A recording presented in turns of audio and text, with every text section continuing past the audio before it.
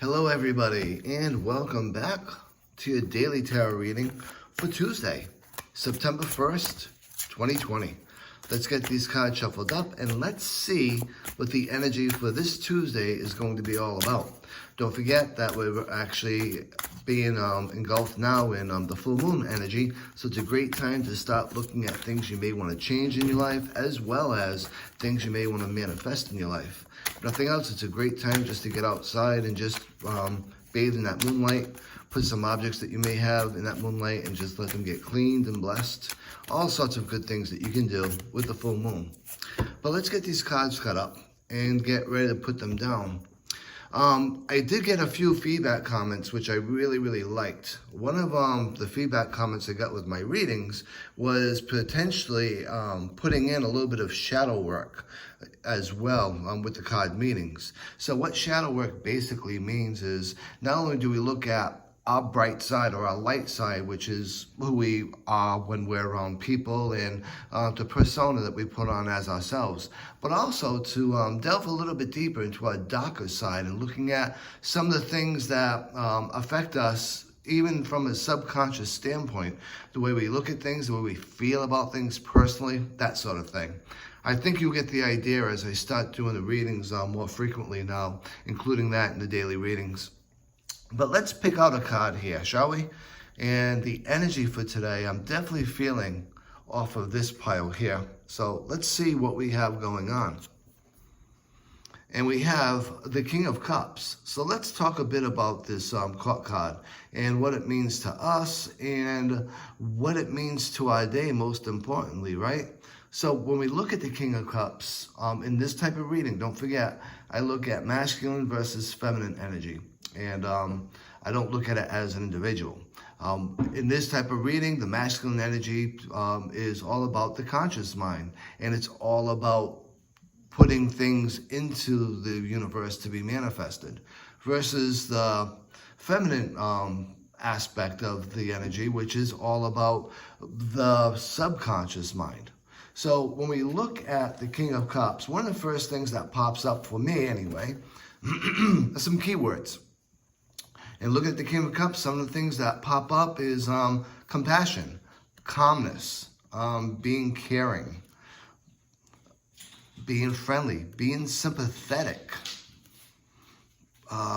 being wise, being tolerant, being diplomatic, balanced, affectionate comes to mind, romantic and charming even come to mind, being family-oriented, generous, outgoing, all sorts of things that are very very right?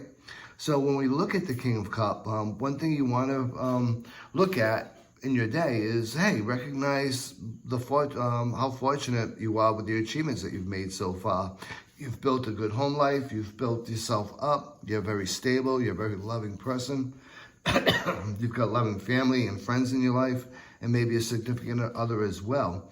What you want to do is be cautious, however, and not focus on what you don't have.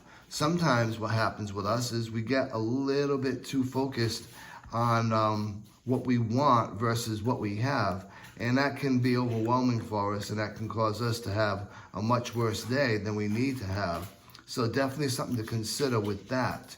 Along with that, as we said and we promised, we'd look at a little bit of this shadow work, right?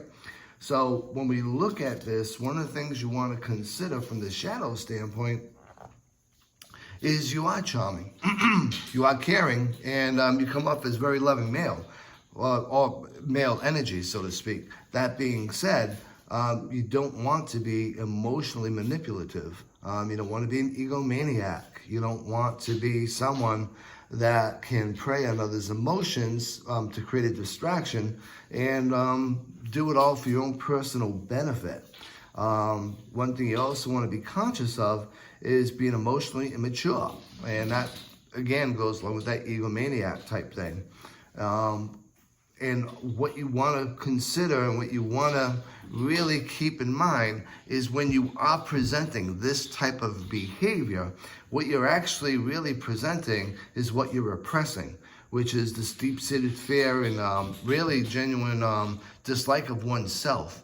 So you want to put that in check and you want to look at it a little bit more closely. When we look at it from general context for the day, approach your day today with kindness, compassion, and wisdom for others, right? Understanding for others, and really looking at what it is that you actually want coming forward. But along with that, really embrace and relish in what you already have. From a love and relationship standpoint, it's a very positive card. It's a good omen. It's about being a good person, a good provider, a good friend, someone that people do look up to, someone that people look to for emotional support and emotional fulfillment. And again, what you want to do is guide yourself against some of that shadow self, which can be a little bit manipulating for people and be a little overwhelming for others. Now, from a money and a career standpoint, this is really all about you being that supportive, guiding type individual, someone that people go to seek out your skills, seek out your wisdom, to resolve issues that may be going on. Embrace that and relish that. And again, watching out for that shadow side. Try not to let yourself manipulate others. Try not to let yourself do things that are going to cause others to do things that are going to benefit you. So long story short, a very positive card. I hope you enjoyed this new style of reading. Give me some feedback either way. I love to hear from y'all. And until tomorrow, be safe, be well, and absolutely be blessed.